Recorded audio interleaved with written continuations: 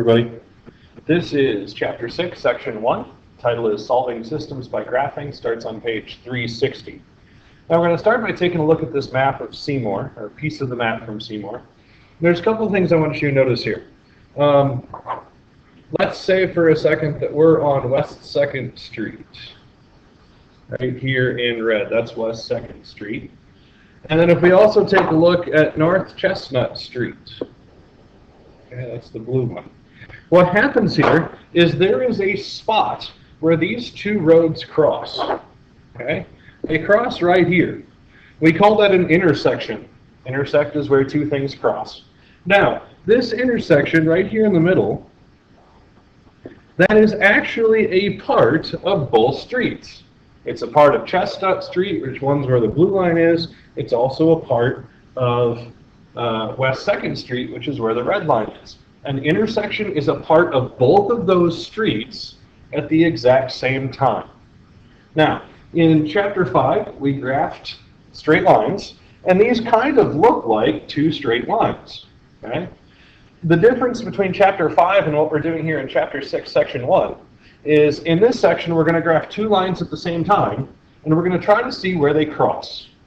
Okay? So that's where we're headed.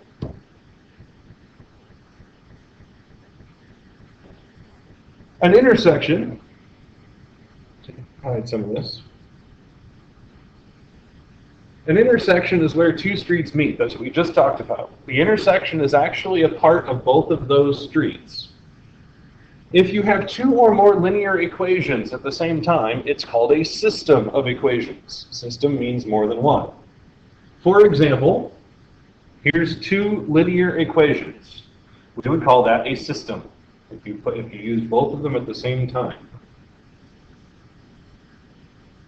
Remember, back from a couple chapters ago, the solution of an equation, any ordered pair that makes the equation true. For example, if I use the ordered pair 3, 5, remember 3 is the x, 5 is the y. 3, 5 is a solution of this top equation here, because if I plug in 3, 5, I get a true statement. And again, here's what I mean by a true statement. If I plug in the 3 for the x, and the 5 for the y, and then I do any math that I have left over, I get 5 equals 5. 5 is the same thing as 5, so that is a true statement. Okay? So 3, 5 is a solution of that top equation because it makes it true. There's lots of different ordered pairs that would make that top equation true. 4, 6 would also work. 1, 3 would also work, and there's many others. So there's lots of ordered pairs that make one equation true. What we're going to be working with today is trying to find an ordered pair that makes a system of equations true. It makes both equations true at the exact same time. There's usually only one of those ordered pairs. One ordered pair that's going to make both of them true at the same time. And for the most part of today, that's what we're trying to find. The one ordered pair that makes both equations true at the same time.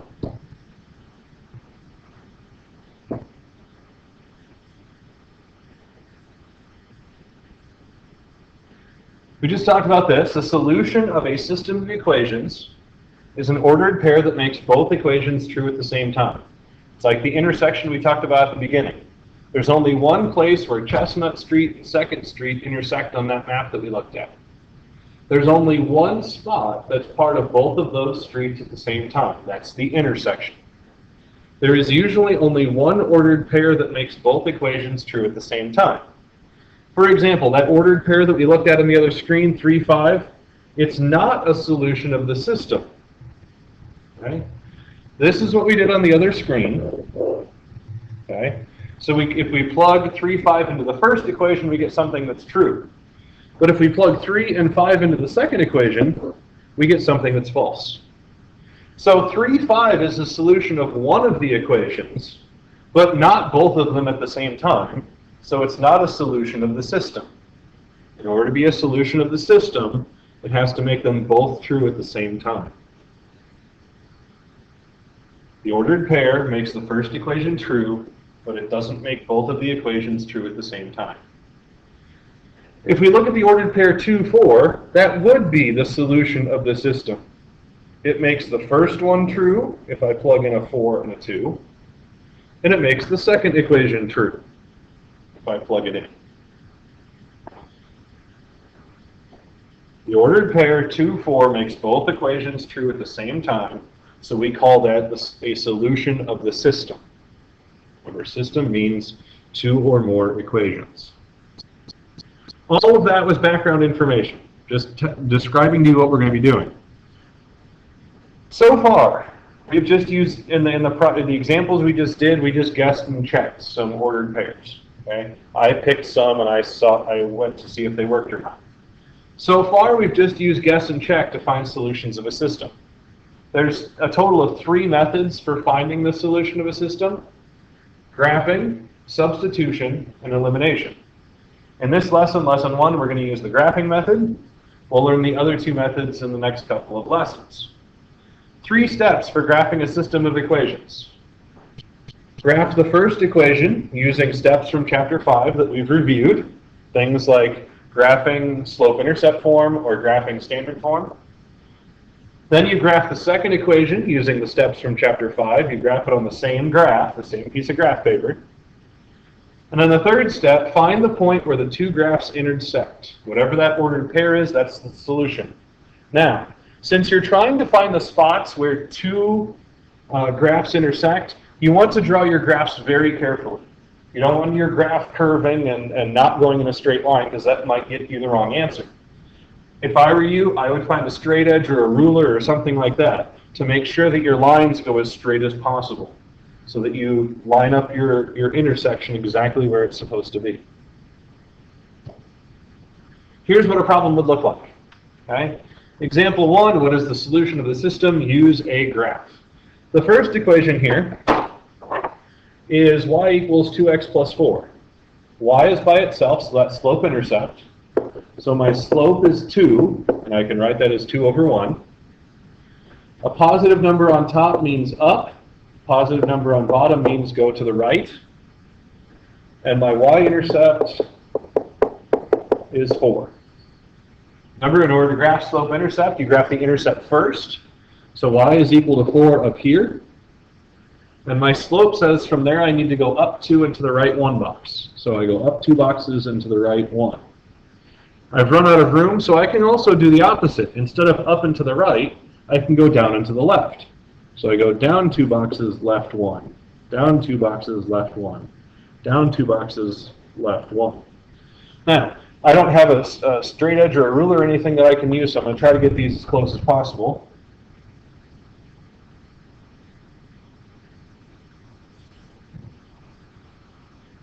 Not bad. Okay. So that's that first part of my system, the first equation. I'm going to do the second equation in blue. You've just got pencil, so you can keep using pencil. Second equation, y equals x plus 2. It's already in standard form. There's really a 1 in front of the x here. So my slope is 1, which is the same thing as 1 over 1. Positive number on top means go up. Positive on bottom means go to the right. My y-intercept is the number at the end, which is 2. So I'm going to start where y equals 2. And I'm going to go up 1 and to the right 1. Up 1 and to the right 1. You don't have to make a whole bunch of dots. I'm going to make a bunch because then it's easier for me to see where I'm going since I don't have a straight edge or a ruler. Hey look, I just found 1 dot that's on top of the other one. That's probably going to be where they intersect. Okay, now I'm going to draw my arrow up my line. Not a very straight line. But I can see that there's 1 spot where these 2 lines cross, and it's right there. When it says, what is the solution of the system, I'm trying to find an ordered pair. The ordered pair for that spot is the ordered pair -2, 0. That's my answer. -2, 0. That's the solution of the system. If I plug -2, 0 into both of these equations, it would make both of them true. And you can check your answer doing that if you want.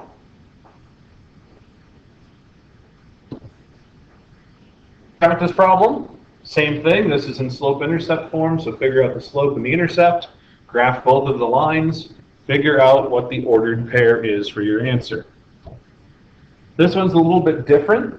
This one is not in slope-intercept form, but I gave you a hint. In order to get those in the slope-intercept form, solve both of those equations for y. Again, you should get one spot where those two lines cross, and that would be your answer.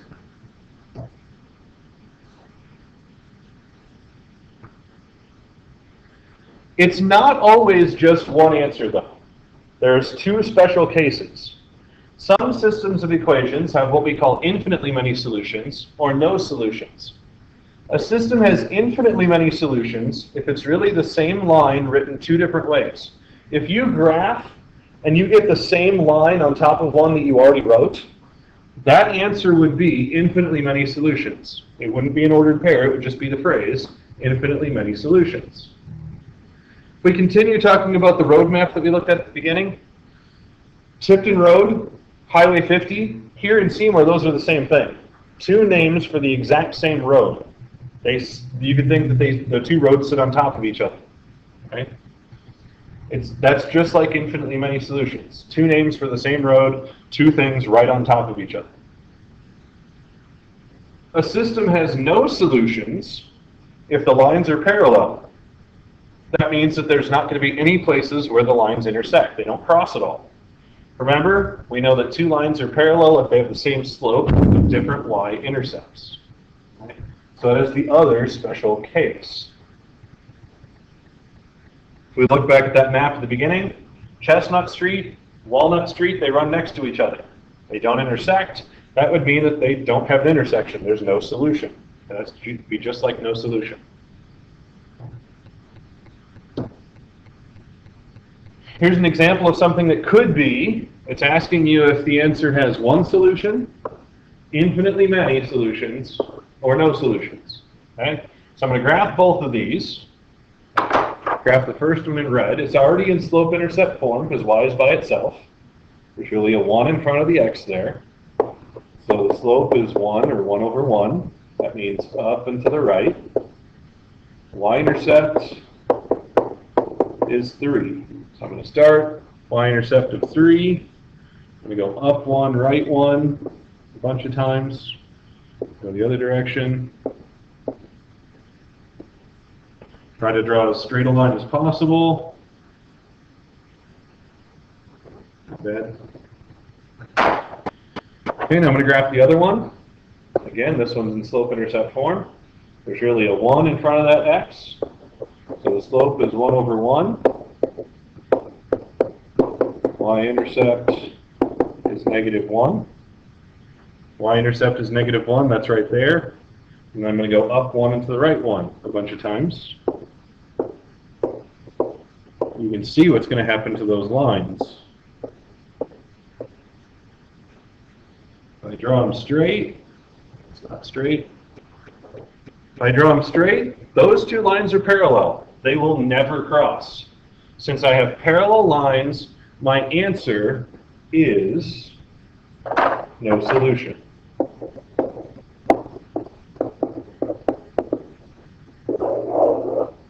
Those two lines will never cross. Remember, a solution is where the two lines cross.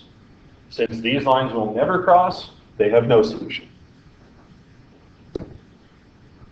Another example, this top one, not in slope-intercept form. Okay? So what I'm going to do here, it's in standard form because the x and y are on the same side.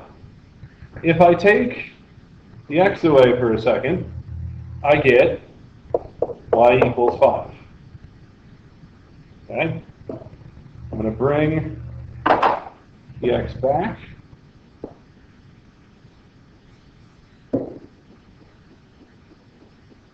Maybe. If I bring the x back and I get rid of the y, this means the opposite of x has to be 5. Well, the opposite of what number is equal to 5? That means that x has to be a -5. Graphing in standard form, so I got rid of one variable at a time. So now I can just graph where y is equal to 5 and where x is equal to negative 5. Try to draw a straight line as possible through those. Okay, done with that one. Let's move on to the next one. This equation, it's not in slope-intercept form because the y isn't by itself. There's a 3 with it. It's not in standard form because the x and the y aren't on the same side. Okay? I can solve it either way. I either have to get the y by itself or the x and the y on the same side. I'm going to solve this one using standard form. I'm going to take the x and get it to the other side. So I have a positive 3x, so I need to subtract 3x from both sides.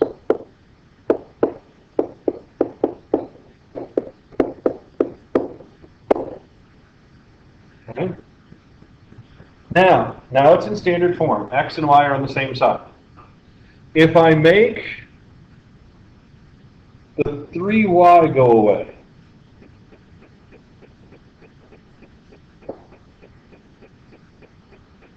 what I have left is negative 3 times something equals 15.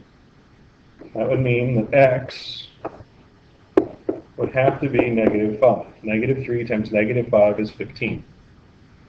I'm going to bring the 3y back, and I'm going to get rid of the negative 3x. Now, 3 times something has to be 15.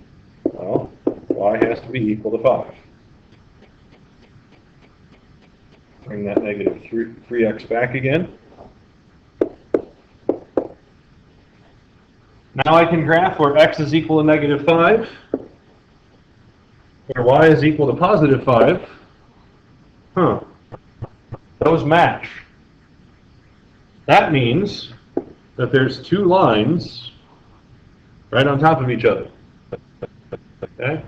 Now, I'm using two colors so you can see both of the colors, but if you're using your pencil, in order for me to see that there's really two lines there, what I need you to do is, if there's two lines right on top of each other, I need you to give me two sets of arrows. Okay? That means that there's two lines right on top of each other, so that's what yours should look like. If you have, oh, by the way, two lines right on top of each other, how many times do those two lines cross or sit on top of each other? Well, they sit on top of a whole bunch of different places. Here and here and here and here, okay? They always match. So my answer for a problem where the two lines are on top of each other is infinitely many solutions.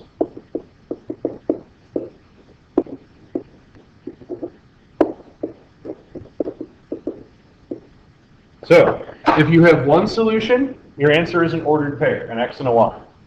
If you have two parallel lines that don't touch, that's no solution. If you have, like this one, if you have two lines that are right on top of each other, that's infinitely many solutions. There's three practice problems for you. I'll give you a hint. One of these three practice problems has one solution. One of them has infinitely many solutions, and the other one has no solution. That's what you should get. Okay? With this one, this equation is standard form. Take one variable away at a time, see what happens. This one, you can either make it standard form or slope-intercept, either way you want. And then graph them and tell me what the answer would be. This one, the top is in slope-intercept. The bottom one is not. You can either turn it into slope-intercept or standard form and to get your answers. This one, both of them are in slope-intercept form already. So you can figure out the slope and the y-intercept and then graph. That's what we're doing in this section, graphing two things, two lines on the same piece of graph paper, figuring out if they have one spot where they cross, if they always cross, like they're on top of each other, or if they never cross at all. Here's your questions, comments, and concerns, and you can ask me next time in class.